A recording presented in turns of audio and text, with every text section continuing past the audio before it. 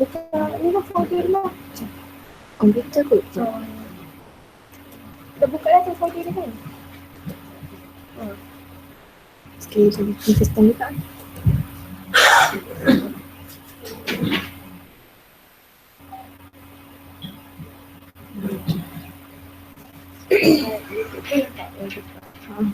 Untuk YouTube saya pun dapat yang ni tak?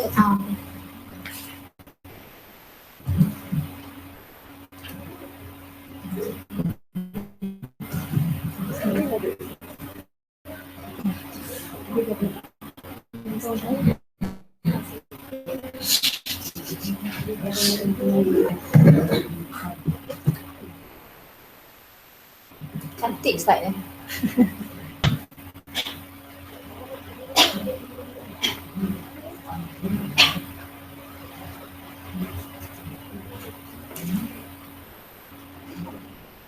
So this YouTube will be available now. So this is why we use this tab, Google YouTube connection.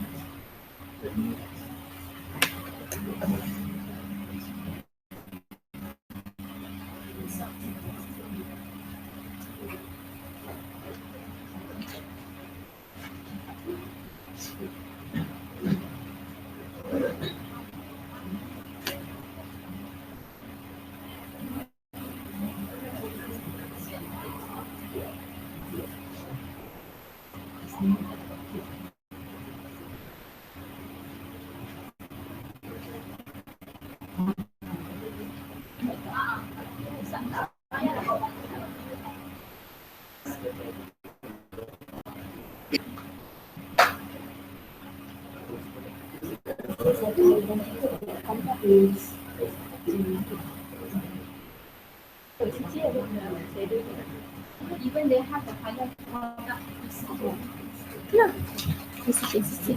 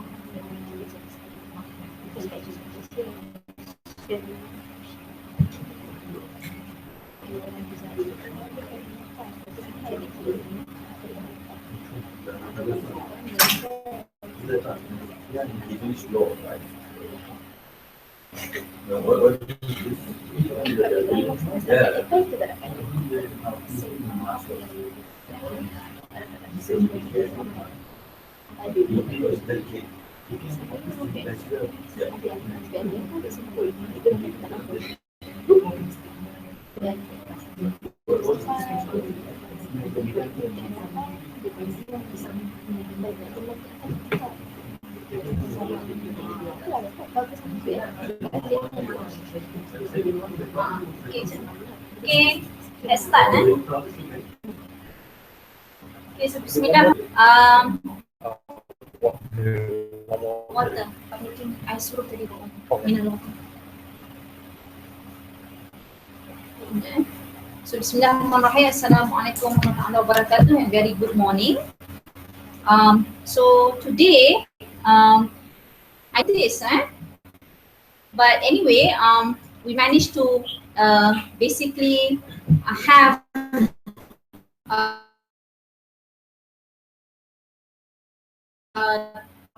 Fakhrul Zaman Rohani Development Grant. Okay, so a little bit about Fakhrul Zaman Rohani. He was actually my junior at doing his masters, right? I was doing my early PhD until I went to Purdue University. We cannot know each other for a while. I received a bachelor's degree in University of Technology, Malaysia.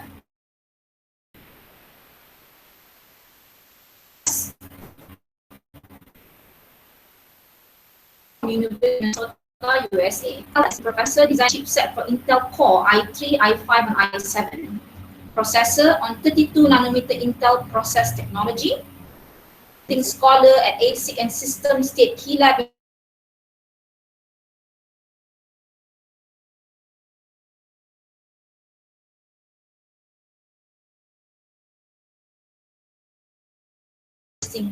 experience. His research interests include low energy power and fault tolerant system, network on chip design, interconnect design, and smart system and sensors. Teaches undergraduate and postgraduate level course covering computer architecture, embedded systems and design automation and physical design for system on chip. He served as a past chair for IIUM Consumer Electronic Chapter, Executive Committee, IIUM CAS, I don't know what that is, Malaysia Chapter, and was a treasurer for IIUM Gold. He served on the technical program committees for a lot of IIUM, ASCAD, ICCS, a lot of societies. Okay, you can have his biography later if you want. Okay, he was the publication chair for IIUM. What is this? APCCAS, right? Yeah. A lot of these IEEE societies is the publication chair. He has secured more than Ringgit Malaysia 0.4 million public grant and Ringgit Malaysia 2 million private grant from industry, including cash and in kind. So we have a very prominent young scholar here, okay, to give you a talk on the CREST Research and Development Grant. You're welcome. Assalamu'alaikum, good morning. Dr. Wanamani is too kind to read everything. First of all, I would like to apologize for being late. There was an unanticipated traffic jam from Serdang to here, multiple accidents and road constructions. And then, I have to make 2 rounds of, in UIA just to locate this place. It is always good to be in UIA. I was here before. This is my second time. I guess the first time was in 2002. But that was as an athlete competing in staff university games. But now, I guess it's more official, giving or sharing some experience that we at UPM have had with CREST R&D grant. So, I believe I also got a short notice as well, but so these are some compilation that I could put up with that amount of time. And I think, based on the expectation, one of the expectation is actually to understand CREST R&D grant better, to help securing the grants. Second is to kind of write a good proposal, right? And I believe many of us here has, that ability, probably better than myself. And the third one, I believe, some, tips of securing and executing the projects, right? So I'll try to address all of them through the sharing here. Okay, so basically these are my outline. So I'll be talking a little bit on CREST R&D grant. Of course, I'm not the CREST representative, so I'll be talking briefly about that, and then I'll be talking more about my experience, our team experience, basically securing CREST R&D grant and executing it, and finally give some conclusions. Okay. Oh, some disclaimer before I start with. Basically, this is about sharing of experience, right, and learning. Key learnings that we get from our maybe 5 years attempts, multiple attempts of getting the CREST grant, and it does not cover detailed term and condition in CREST R&D grant. So you could get that on their website. Of course, they have revised over the years. So I guess the best would be from their website. And I'm not going to go through the grant document requirement. There's a set of documentations required. Again, you could, you got it from that website. And all the points presented in this presentation, I have to make clear that these are solely from my professional capacity. as a project leader and a professional, as a principal investigator.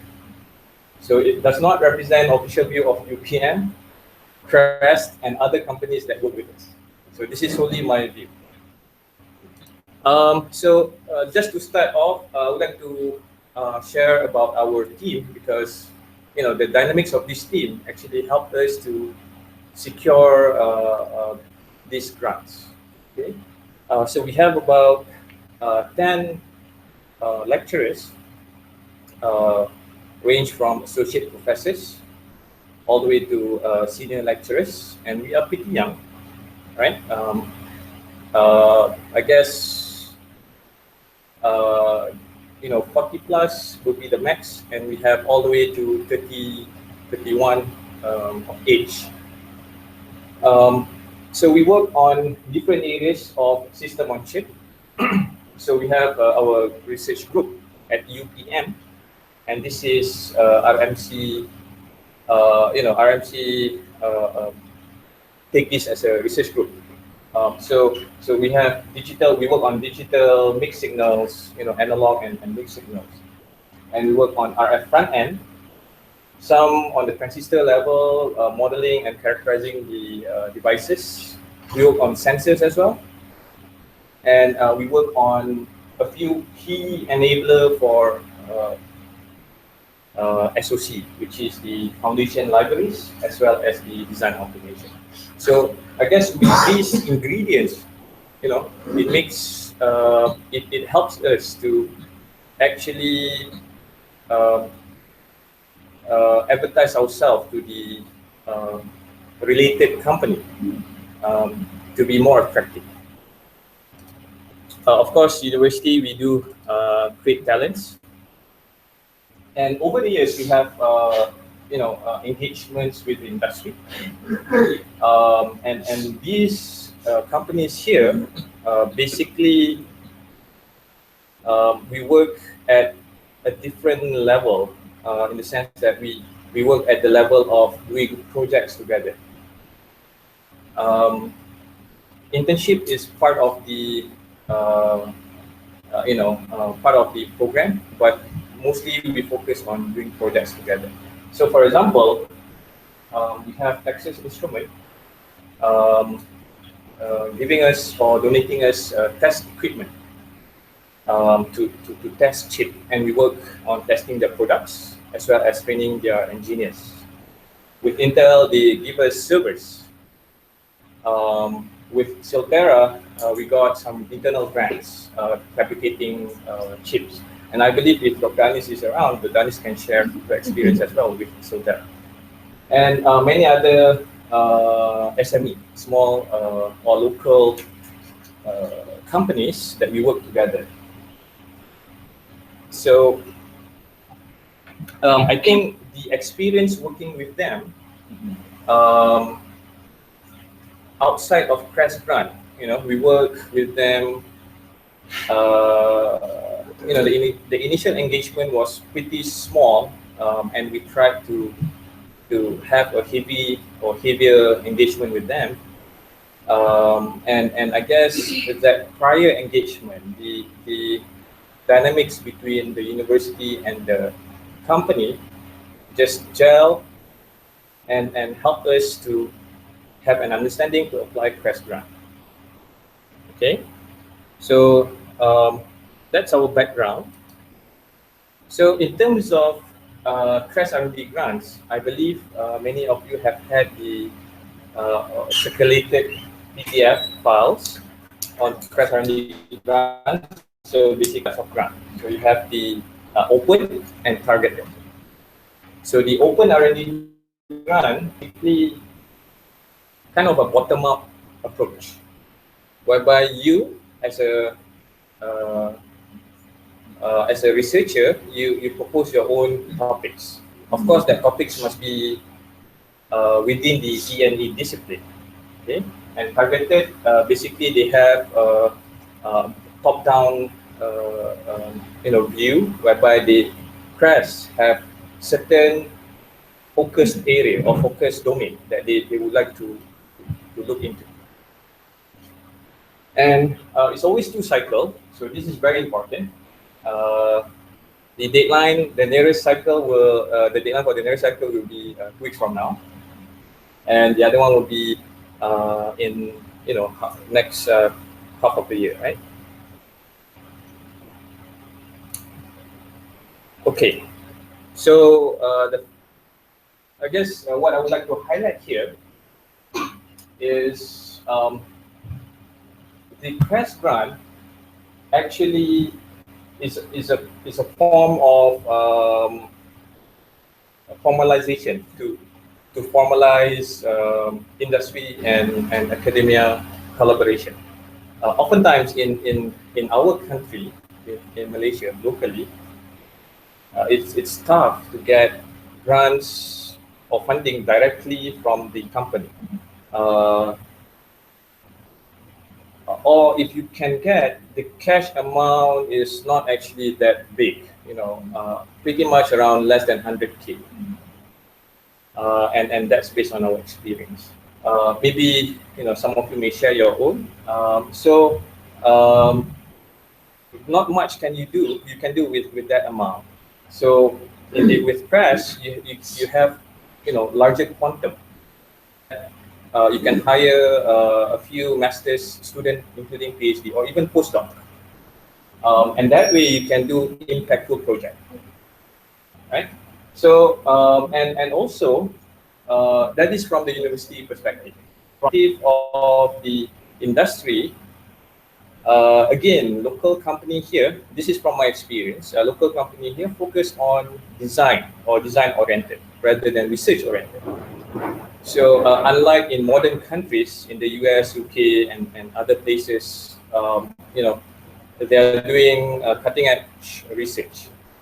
So it's an augmentation for them to do R&D initiative. And we all know that, local companies are small, they don't have that much R&D budget, and they are product driven, right? So time to market is important to them.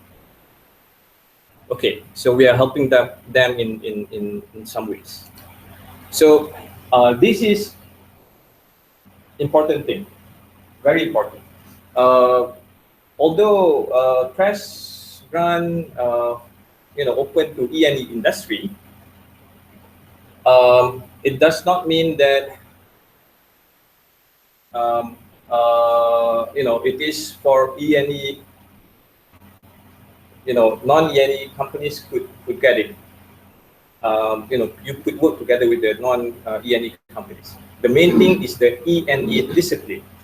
So these are the discipline, and you can find which discipline that you are working on, and tailor to when you write your research grant proposal, tailor them to these disciplines. As for our groups, we basically focus on this cluster as for the time being. So we focus on IC design, test, and validation, and our discipline, our E&E discipline, basically on this side. Okay, and to some extent this SOC design, right? So and if you look at this discipline now. Many of us could apply for that. So some of us work on drone, for example, drones. So, you can apply for that as well. If you work on embedded system or doing something related to machine learning or data analytics, you could apply that as well. It's a wide range of E&E discipline now. So you could. Okay, so in terms of timeline, so there's two on the left-hand side is the first cycle, Q1, Q2, and this is the first cycle is start in January, ending in February, and second cycle starts July. Q takes about typically you get the results in April, first cycle, and second cycle. Um,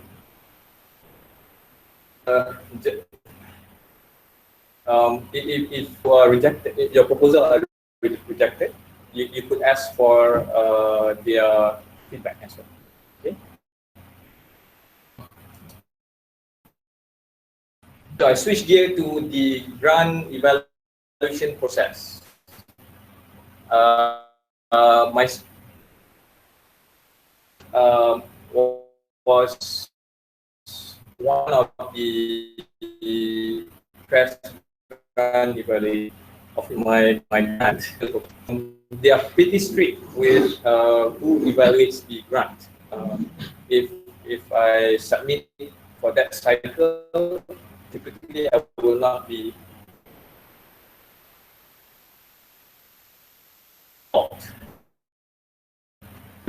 In terms of there's two phases of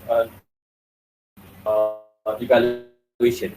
Right, the first one is the CREST internal screening, whereby the CREST officers or the CREST team try to look for these items.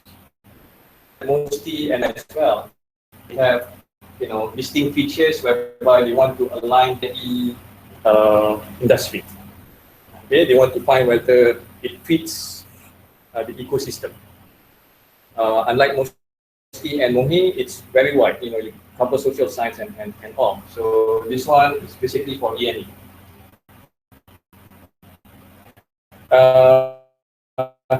This audition process.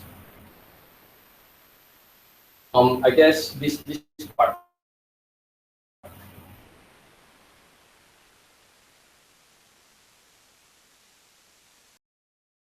Okay. So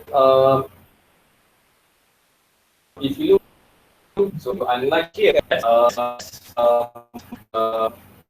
the fundamental is business.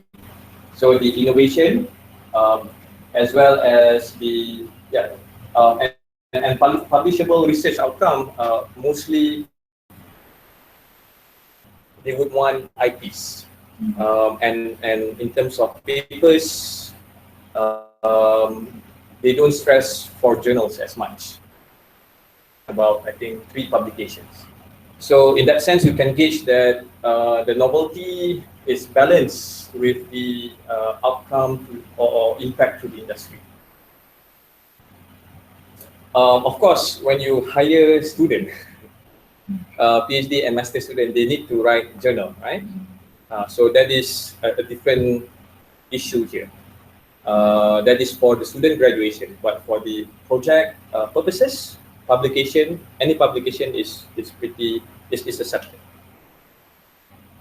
And operational merit. So in terms of operational merit, they would, as a reviewer, we would look for how does this project, what is the risk of this project? Does the team understand the risk and how to respond to this risk? Okay, I think Science Fund have that as well, but here is more elaborated in CREST R&D grant. And in terms of human resource plan, so your team, they would look at the combination.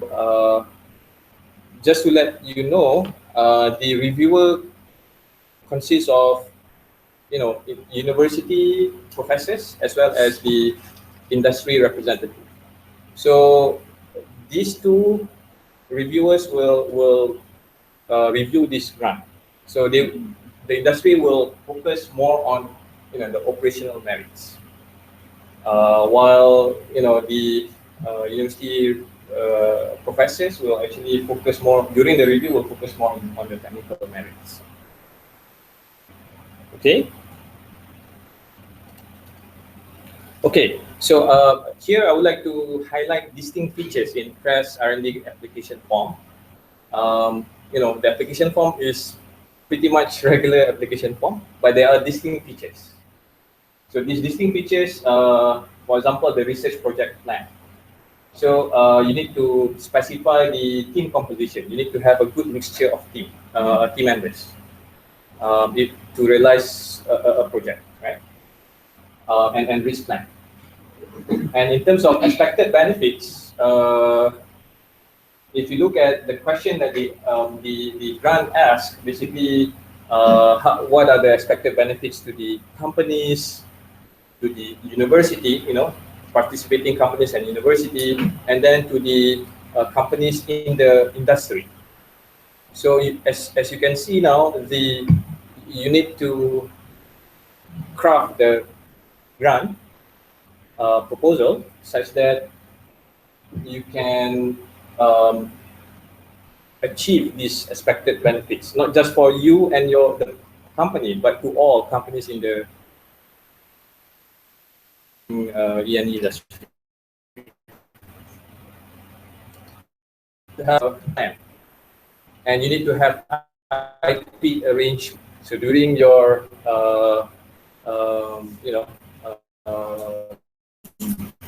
filling up this grant, you need to have the IP arrangements specified.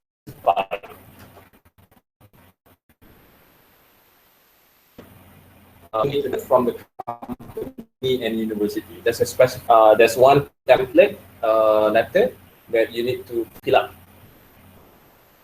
from the company side and then from the university side. Okay, so those are the distinct features in the R&D application form. So in terms of evaluation criteria, okay, so this is how CREST works in evaluating the proposal. Basically, this is the first screening, and then this is the second screening. So the second screening is where the university professor and the industry representative will come and screen the grant proposal. So we will look at 3 different things. So the technical merit, the contribution, the novelty, the ideas, is it new? Is it contributing to the company and the industry?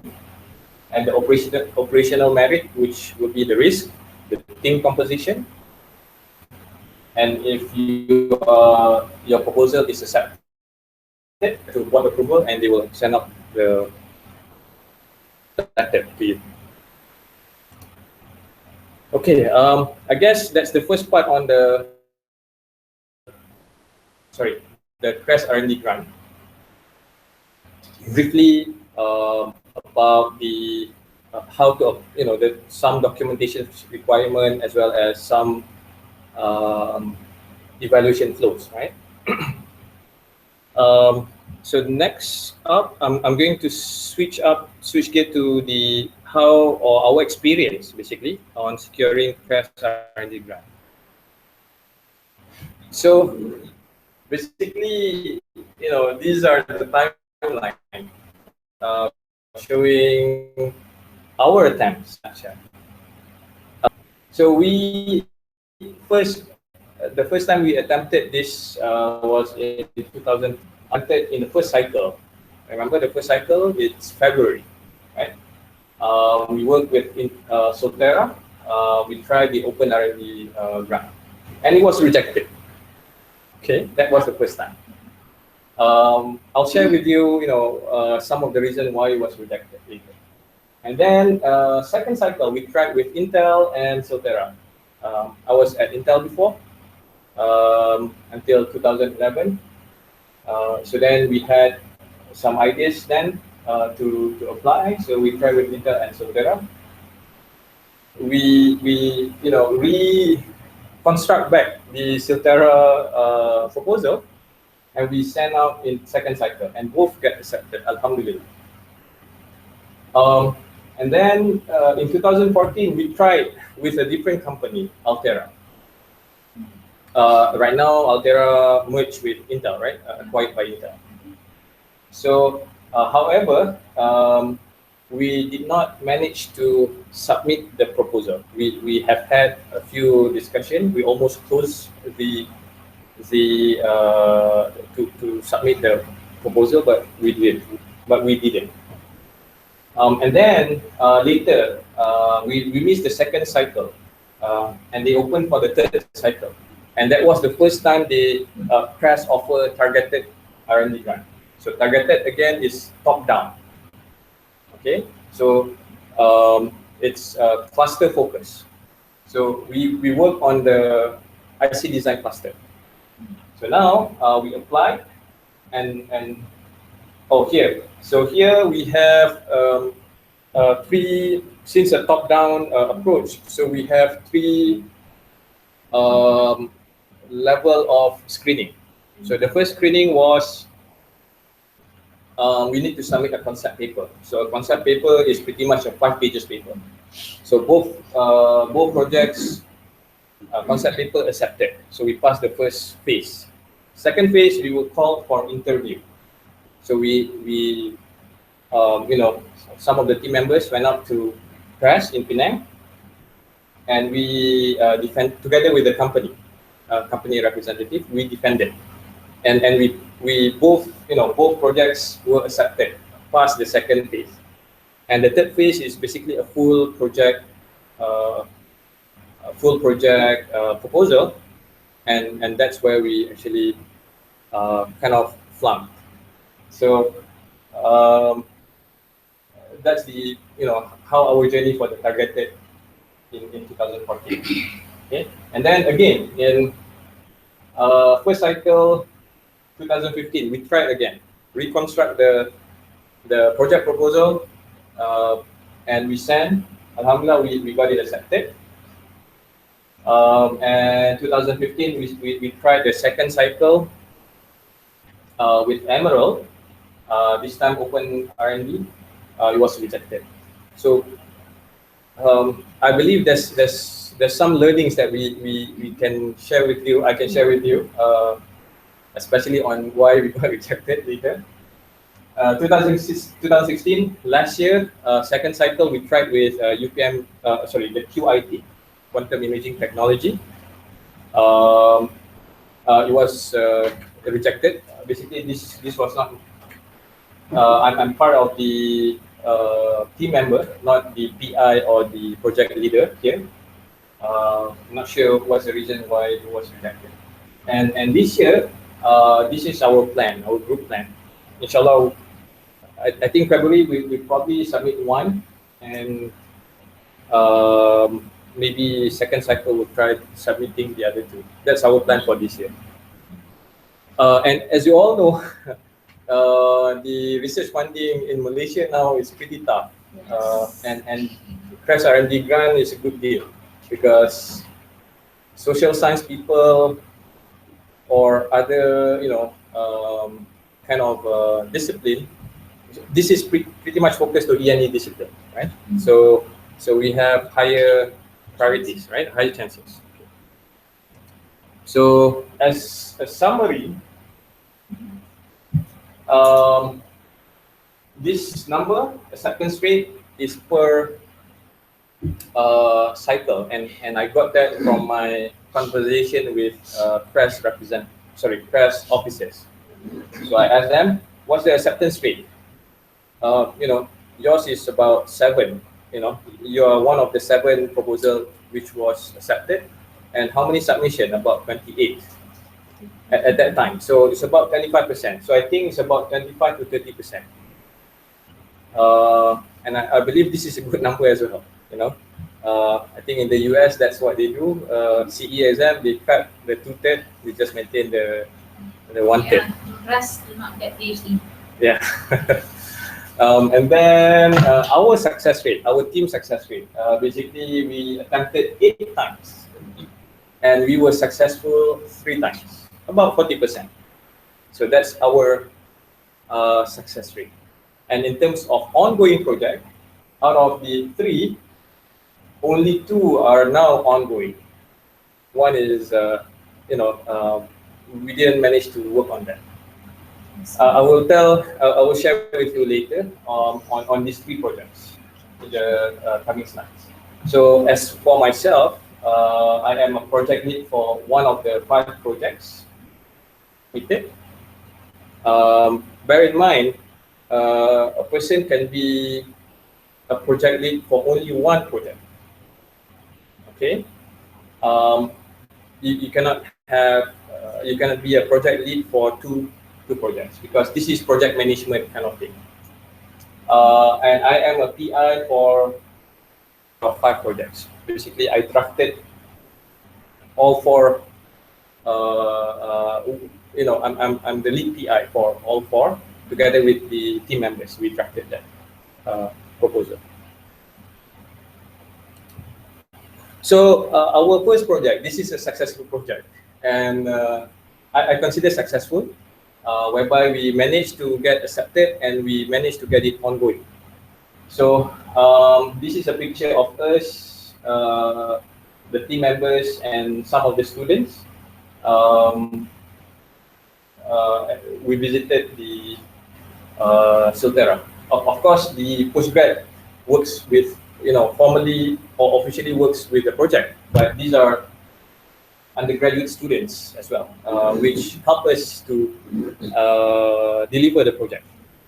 Okay, so the project title is that we work on the low power foundation IP, which is the standard cell. Anybody here working on IC design, computer architecture? No? Okay. You are live stream, so there are people who's working on it. Oh, okay. So can they respond to me? Can they respond to me? No. Okay. Okay. I wish that they can respond to me.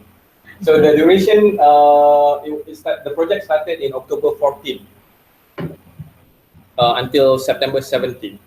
So it's a 3 years project. If you look at the timeline, we got accepted in April 13, and it took more than a year to get the project run. So that was our first attempt. And there's a lot of, this is our first time. So this is the first time we deal with the lawyers, both sides, company and UPM. So closing the MOA is pretty tough. Okay. And if you look at this, even the MOA signed, slightly later than the project started. Yeah. So that's pretty funny, right? I mean, you should sign the MOA first and get the disbursement, and then the project should start. Okay, so that's our first project. The second project, it was with Intel. Basically, what we try to do is actually we try to improve their the way they do things. So it's kind of a cost reduction, as well as it's a time reduction, actually, operation time reduction, and then translate to cost. So we got it accepted in April 13, and in May 2014, which is about slightly more than a year, we decided to pull off or withdraw the project. So some of the reasons, basically we could not close the following items within the given timeline. So CREST have a timeline to got the project accepted, a timeline to get the MOA signed. Okay, so we could not agree on the IP ownership as well as the risk sharing. So these two are a big thing in research grant when you work with company. Let me explain a little bit on the risk sharing here. So risk sharing here, CREST grant is slightly different from the other grant which I am familiar with, MOSTI and MOHI grant, whereby in those grants, MOHI and MOSTI, we don't have, we are not required to return the amount of money that we have spent in the case that the project was terminated due to unsuccessful of execution, right? But in CREST, there's a clause that you need to return back the money that you have used. For example, the money that you have spent for the students to buy equipment. Of course, the equipments will be owned by the CREST in the end. So I think that's fine. But you know, the money for the students, the money that you use to buy research materials, all these small things, right? So that's a risk sharing, and we are not able to close that or agree with Intel to share that risk. And in terms of IP ownership as well. Okay. So this is our we consider a successful project as well. This is with FSR. This is a picture of us interviewing a PhD candidate. I believe Dr. Amani knows this person, Sufyan Zamali. Sufyan is there. Yeah, Sufyan Zamali is one of the... All my juniors. So this is a small, medium enterprise, SME, that is a promising SME, which they produce ECU for motorcycle. So their market... This is Sufyan's company, right? Yeah. Yeah. FSR. Yeah, FSR. So FSR stands for Farhan Sufyan Research. Yeah, so that's Sufyan's one. I thought they want to change to FZR, you know, because Fakhr Zaman kan.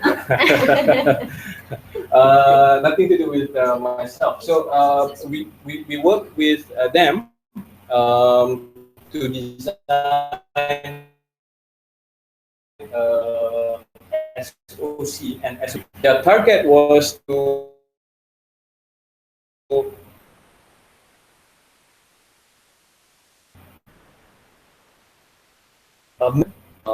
which they actually created themselves, right, together with the university.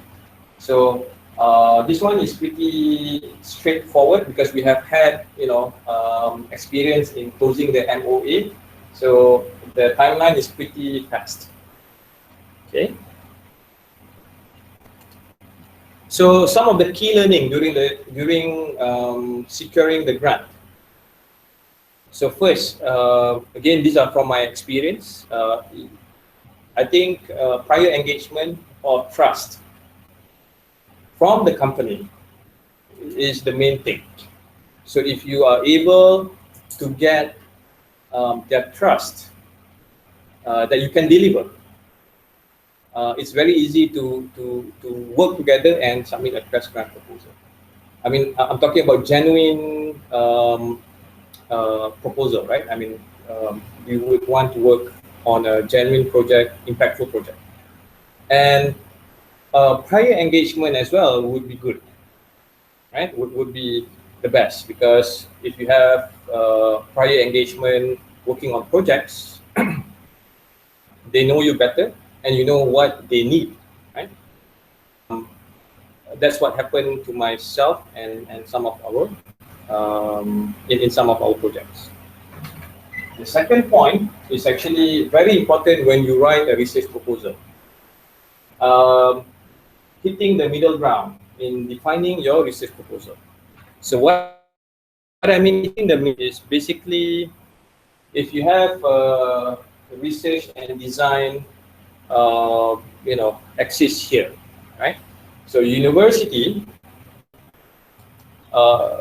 you know, or pretty good in doing a lot of research, right?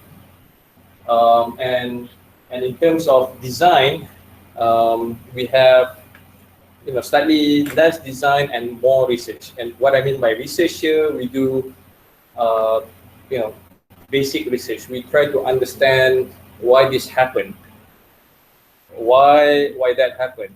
So what is the control variables here? So we try to find all those things. So this is where university playground is. And for the company playground, basically they focus more on the design side. I mean, at least in what I see in Malaysia, in local scenario. So they have big Ds, but small R, right? So if you look at this, we have a contradict, or kind of opposite expectation, right? So we would want to have more research. We would want to find the novelty here. But they, because of the timeline pressure, they would want to have products, right? So we have opposite expectation.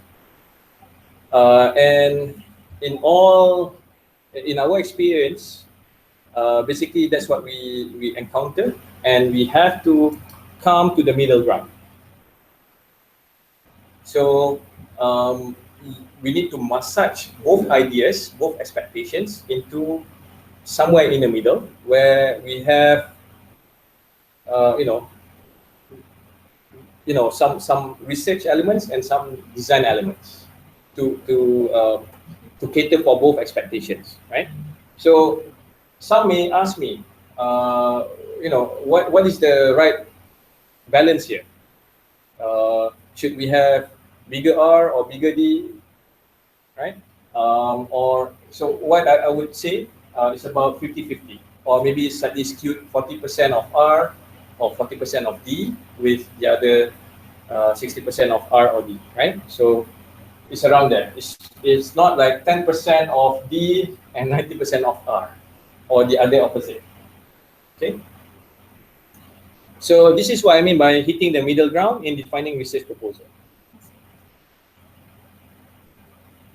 And the third key learning, which is you need to have clear understanding on MOA aspects, especially on the IP ownership and the risk sharing.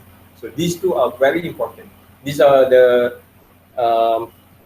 this determines whether it is a go project or it is a no-go, right? And in terms of the MOA aspect, CREST have a strict timeline. So you need to close or get agreement, both parties, on this thing. And most of the times, the legal lawyers actually, on the technical side, we are okay, right? But most of the time, these are the legality issues, and these lawyers have to kind of find a middle ground between them. NDAs, important as well.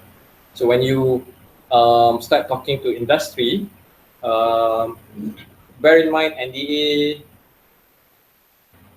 I would suggest to sign an NDA first, right? It's just one piece or two pieces of paper, which you state that this conversation should be within this room or something like that, right?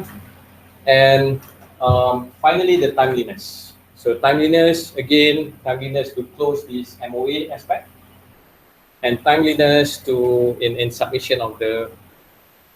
I believe everyone follows that as well. Okay. So that was so those are the key learning that we have compiled during securing the project. And how about during executing the project? So what I experienced, basically the CREST R&D grant is different from MOHI and MOSTI in the sense that we may treat this as a contract research project. So as a contract research project, we have close bind between the parties involved. And the parties involved here are basically the CREST, the university, and the company, which will work on the project, right? And the involvement of all three parties are very tight. In terms of, especially in terms of reporting. So in my experience, in our experience, basically we have to submit quarterly report to CREST. Unlike our public grants, we submit half a year report probably, right? And we work with the company. Silterra is up in Kulim, so we have basically Skype session with them every alternate weeks. So we update our progress every alternate weeks with the company. And in terms of the financial disbursement as well, it is based on progress. So if your progress is not meeting the milestone, the targeted milestone for that disbursement, CREST will not disburse the money. So in that sense, it is a contract research, right? It is a progress payment. And there is a risk, as I highlighted earlier. So all in all, I believe, in my opinion, this is a contract research project. And in conclusion, what I can say, the key ingredient to secure CREST R&D grant is basically we need to have active engagement with the industry, with the companies. So how do you do that? In my experience, bump into company representative in conferences, local conferences, and that's how I got into Intel as a visiting professor. And when I do go up to Penang, actually I scheduled a meeting with the companies surrounding Penang, relevant to my research area, and share our research work, current research work. And that's, I think, what has been practiced, right? In the US. I think it's very active in the US. Correct. Yeah. I believe some of us are doing that as well. Yes. It's just that we need to Encourage it more. Be a culture. Exactly. Yes. Yes. So let's get a positive vibe in engaging the industry, right? And the second thing is actually, to me, academy in this industry is symbiosis. Basically, we need each other, right? And this symbiosis, CREST grant or through talking to companies, to me personally, it's worth the journey. So at the personal level, I am totally with it, and it gives benefit to the university. It's a brand, as well as if you fortunate you get the funding, so it's good for the university and the country. So we are putting some little effort that we can do to actually build up the E&E ecosystem so that our country will thrive, right? And I would like to end with this. It's not just what we make. Somebody told me about this. So it's not just what we make, it's what we make possible. Okay, so I guess that's all that I have. Any Q&A? Any questions from the audience? Yes. What's the difference between targeted and open process? From your experience, it seems like all the accepted ones are open now. Okay. So in terms of targeted and let's see here. So in terms of targeted and open R&D, the differences are in a few aspects here. So the first one is actually it's a bottom up and top down, right? And what CREST have in mind, top down is basically specific domain, which is specific cluster. So if a specific project has been proposed, they have priorities in this cluster. So if they have, this is what I think. So if they think that they will choose based on priorities in this particular cluster. That's the first thing. Second thing is the steps to apply. It is 3 steps. That was in our experience. We have to submit concept paper, and then we have to be interviewed face to face, and then submit the final proposal. and the quantum is actually bigger. I believe they don't say the quantum for open and targeted, but in our experience, we have closed the cash around 500K for both projects. Actually, for all three projects, Intel, Silterra, and the FSR, for the open, and go more than 500K.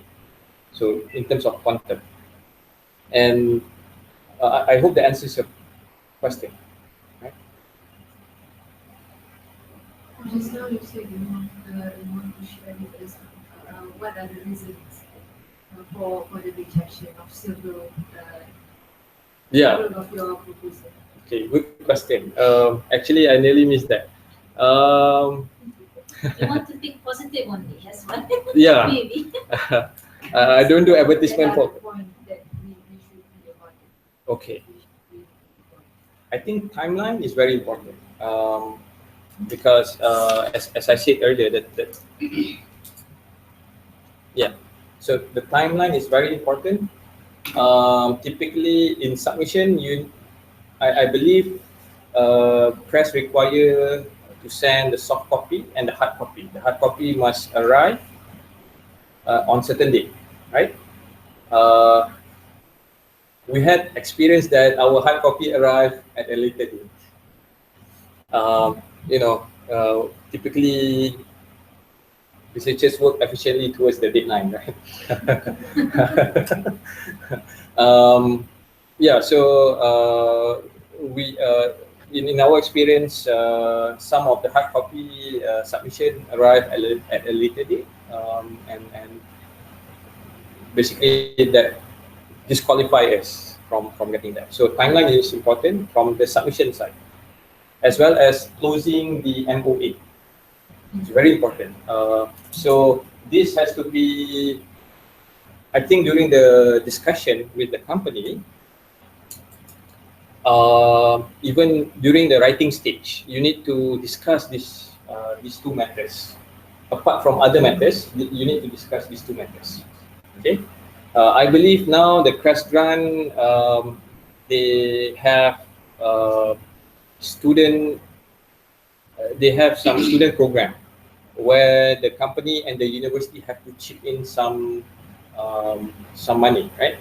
For example, university is required to waive the tuition fees or to pay the students' tuition fees, and the company has to top up or add some amount of money for the students on top of CREST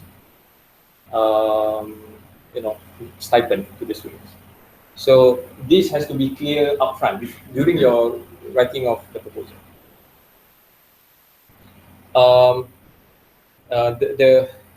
The second aspect which we see sometimes we have difficulties is actually closing getting the middle ground.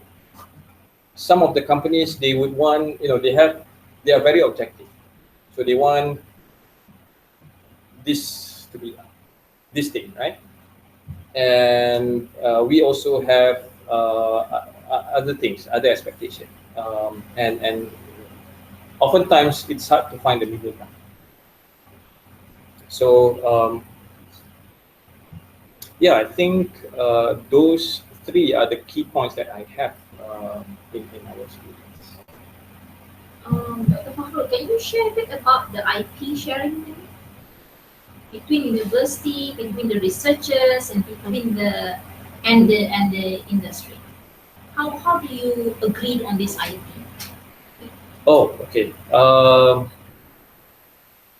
Again, it depends on how business-minded a person is, right? And assume the researcher is. Okay. So in targeted and open R&D, so this is from the CREST perspective first. I think later we could refer to that. So in open R&D, the IP is outcome of the IP will be owned by the company and the university. CREST has claimed no ownership for that. But in targeted, CREST owns the IP together with the company and the industry, with the university. So that's from the CREST perspective. I believe this is related to their content.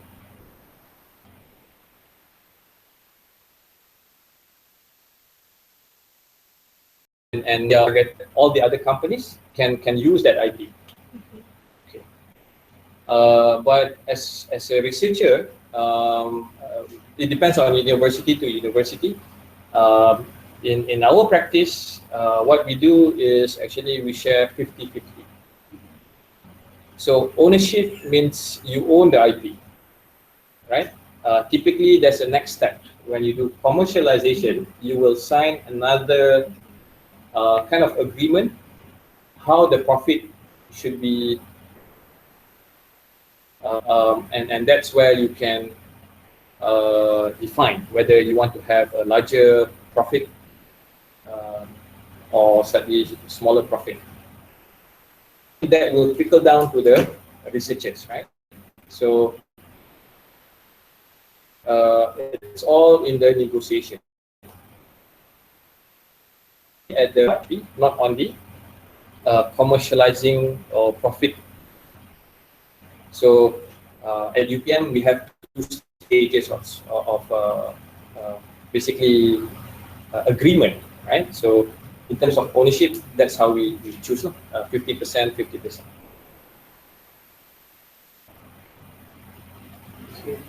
Yeah. I'm a student. I would like just to have some knowledge, some clarification. Okay. When we are submitting the conceptual notes. Thank you. Sure. Thanks. Yeah. Conceptual. When we are submitting the conceptual notes to CREST, is it Submitting what? conceptual notes? The small Concept paper. concept paper. Okay, for proposing your research. Okay. Is it mandatory to include the company at this stage? Okay. Is it mandatory for the company to be part of the project number at this stage? Or do we have to choose the company later on when we are running the project? Okay. I think Dr. Amani has some answer to that, but let me just try to understand your question. So you are asking in the context of submitting research proposal, right?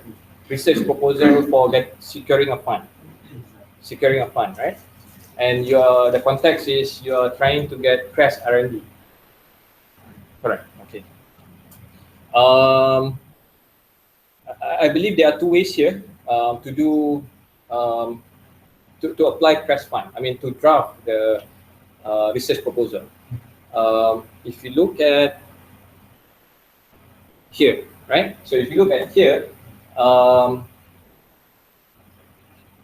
you can write your own proposal, okay, and find a partner from the company. So that way you choose any companies, right? And you have to talk to a lot of companies to pitch to them to get your idea kind of accepted by them and be a partner. Bear in mind, once the company in CREST grant, if you are awarded the grant, both universities and the company has to be a CREST member of CREST, and they have to pay, I think, 3,000 per year, if I'm not mistaken, and 10,000 RM lifetime member. So, so when you approach the company, they need to be aware of that. Okay. So I would say that is the slightly non-organic side of getting the proposal to be sent to CREST. So the more organic side is actually you have prior engagement with them. You know their needs, and it suits your research. So it is a perfect match, right? So that is more organic to me, and I think that would be the best if you can get that. But of course, your way, it's another alternative. Of course, you can get to do that. You want to add something, Dr. Amani? Okay. Any more questions from the audience?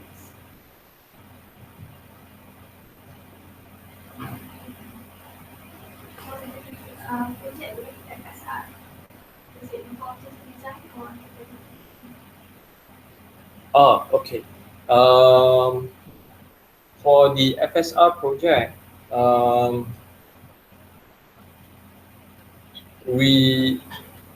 the prototype will be on FPGA device.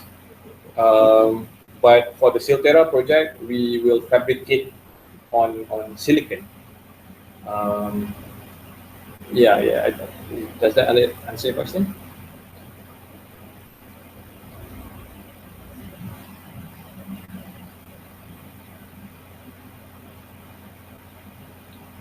Apart from CREST, how many research that you have been involved in? Okay, so personally, in my personal journey, I think this year, early this year, we managed to secure a grant with Datuk, working on halal. Myself working on sensor as well, so we work on halal related field. And then we also, I think late last year, together with USM and many other universities, we secure grant from Talent Corp,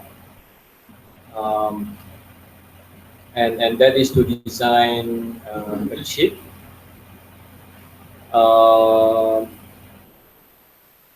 And those are big quantum. But the smaller quantum one, we work with companies. Some were our alumni even. I remember we worked on developing quadcopter when quadcopter was not in the mainstream. I think back 5 years ago. And we also work with CIMIT, which is an IC design company, local IC design company, helping them to design some of their IPs and verify some of their IPs. And in fact, their IPs is, I think they are advertising it commercially even. So yeah, I think those are the experience I have.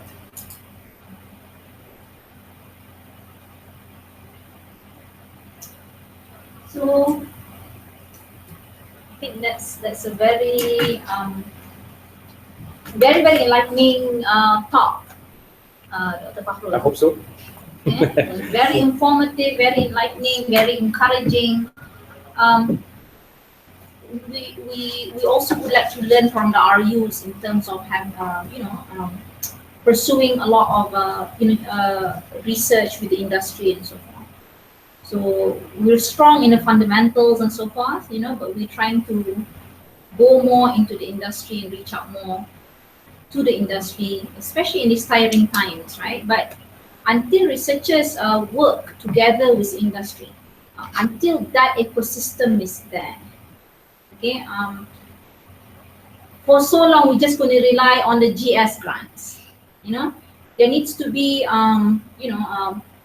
more independent effort from the researchers and the industry.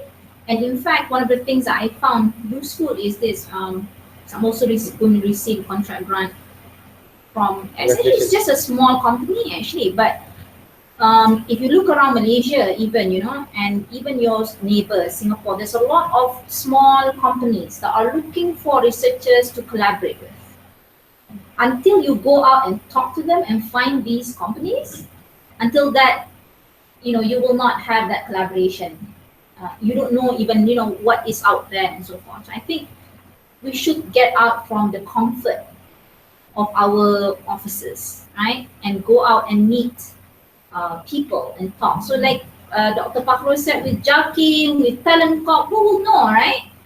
So if you have something that you can offer, you know, to any of these, for example, Jakim might needs help, you know, even our urban planning might needs help, even our water security and so forth needs help. So until we go and meet and said, look, we have this expertise, right? This is what we can offer, right? And match with the needs of industry. Until that, there's no collaboration or that ecosystem between the industry, the academics, and so on. Okay? So anyway, thank you very much, Dr. Pakro. I think give Dr. Pakro a round of applause right now. Thank you. Always the smartest, smartest junior. I met him. Dr. Mani being kind again. Okay, but we went through the same struggle together, I guess, right? Yeah. Very difficult PhD process in the US to just get the PhD. So I think that also gave you know, the strength to actually fail many times, but still going up and try. So we failed our qualifying exam. I failed my qualifying exam. We tried again, you know. So in US, you only have 2 chances. You fail the second one, you kicked out from the program. So with that spirit, you know, that we don't accept failure the second time, right? So this is why, you know, with the grants also, fail 1, try again. Fail 2, try again. Fail 10, try again, right? Until you get it. So I think that is the spirit we should have as researchers, as academics. We tell our students not to fail and not to give up, right? But we don't want ourselves to also give up. Okay. So inshallah, thank you, and I hope to those who's listening here live streaming, thank you for giving your attention. It will be available on YouTube, inshallah. Assalamualaikum. Kita boleh share ke presentation? Boleh. Let me clear up. So saya ada backup slide. Let me clear up that thing. He clear, he will send you. I will be. No problem. I will do more of this, inshallah.